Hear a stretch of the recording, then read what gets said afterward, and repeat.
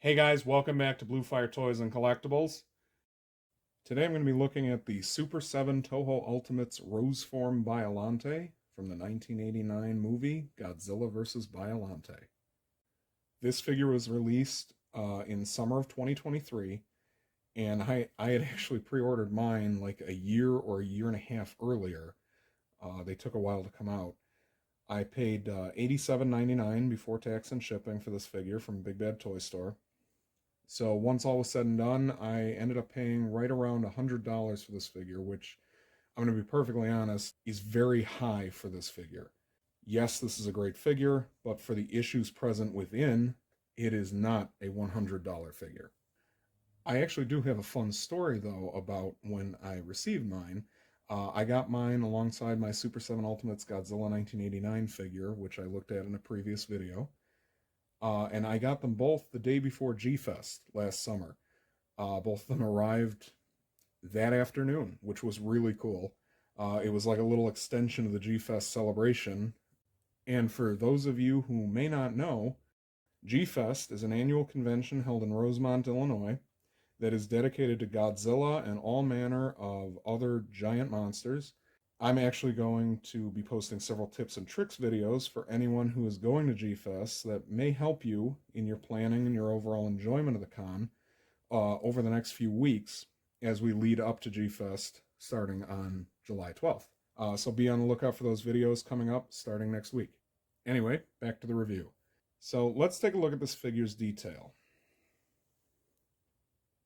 As you can see, it's very well sculpted. The detailing along the body and the tendrils is particularly nice, as is the mouth inside the rose. My only real complaint on the detail is actually the rose itself.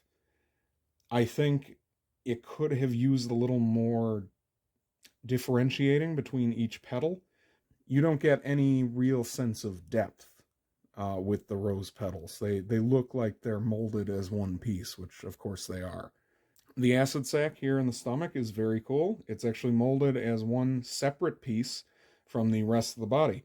So the tendrils actually are covering it instead of everything just being one solid piece and the tendrils being sloppily painted over it. And the heads on the ends of these two tendrils are also very, very nicely detailed. I will get more to that in a moment. Now, as for paint, there's not really a whole lot to be said on that front. She's pretty much one color, this dark forest green color, with no dry brushing or weathering or anything like that, which I think actually hurts the overall look to the figure. And other than the leaves around the rose, which are a lighter green, everything is one color. The stomach is a dull orange, almost yellow color, but unfortunately it doesn't really stand out against the dark green surrounding it. You can kind of see it here, but I think you can see what I'm talking about, where it gets lost in the forest green coloring. What really does pop is the rose head itself. This is a bright and vibrant red with white teeth on the inside to illustrate the mouth, but because everything is the same shade of red, as I mentioned before, there is no sense of depth or dimension to it. So that unfortunately does hurt the overall look of the figure. But something that is very nice on the paint front is the individual teeth on the tendril heads. They're all painted separately. There's a little bit of paint bleed on this one here that I'm holding. Not too much on this one. But the interior of the mouth is a dark red color, and the teeth themselves are like a bone white. Those are very nice looking, very well painted. And aside from the little bit of paint bleed on this one, I don't really have any complaints there. Now on to articulation. The articulation on this figure is right about what you could expect from a rose form Biollante. The head is on a double ball joint, so it can look all around. It can look up and down, side to side. That's actually kind of nice, because Biollante does actually move her head, very limitedly, but she does move it in the movie. The upper torso, I guess I'll call it, for lack of a better word, it does rotate, not very well, but it's on a ball joint as well. Just a very limited range of motion ball joint. The leaves themselves are on hinges. They do move up and down. They do rotate a little bit. They're very tight though, so I don't recommend, at least on mine, I don't recommend moving it a whole lot. So each head tendril actually does have a couple of spots of articulation, which is nice. But because everything coming out of the back here is already curved and the tendrils themselves are not long enough, there's no real way to get a sense of attacking Godzilla. You can't position them unless you have Godzilla standing very, very close. You can't position them like they're lashing out at him or anything like that. Now, the barbed tendrils here, down at the bottom on the left side and in the middle to the bottom on the right side, they have no articulation other than where they connect to the body. They're on hinges and pegs, and, well, you can see how they look. They actually do, this one does come out pretty easily. They are also, the hinges are very tight. So I don't recommend keeping them in the slots when you're moving them, because that will just wear out the hole that they're slotted into or risk breaking the peg. Mine at least the hinges are very tight, so I don't move them a whole lot. And you don't want to end up with a tendril that's going to droop, because actually a couple of slots on mine, depending on how I have the tendrils positioned, they will droop. The one really cool thing about where the tendrils are positioned into the body is they're actually all interchangeable. So if you wanted this tendril here to go up here where the head is, you can actually swap them out from where they connect to the body, which is really cool. Now, one really cool thing is that these heads do open and close. So that is a very nice feature. Nice Venus flytrap look to them. But unfortunately, that is all there is for articulation. Now it's time to move on to the accessories this figure came with. So starting off, she came with an interchangeable head, this nice open mouth rose form head, which is actually really cool. Unfortunately, same complaints with the paint on this one.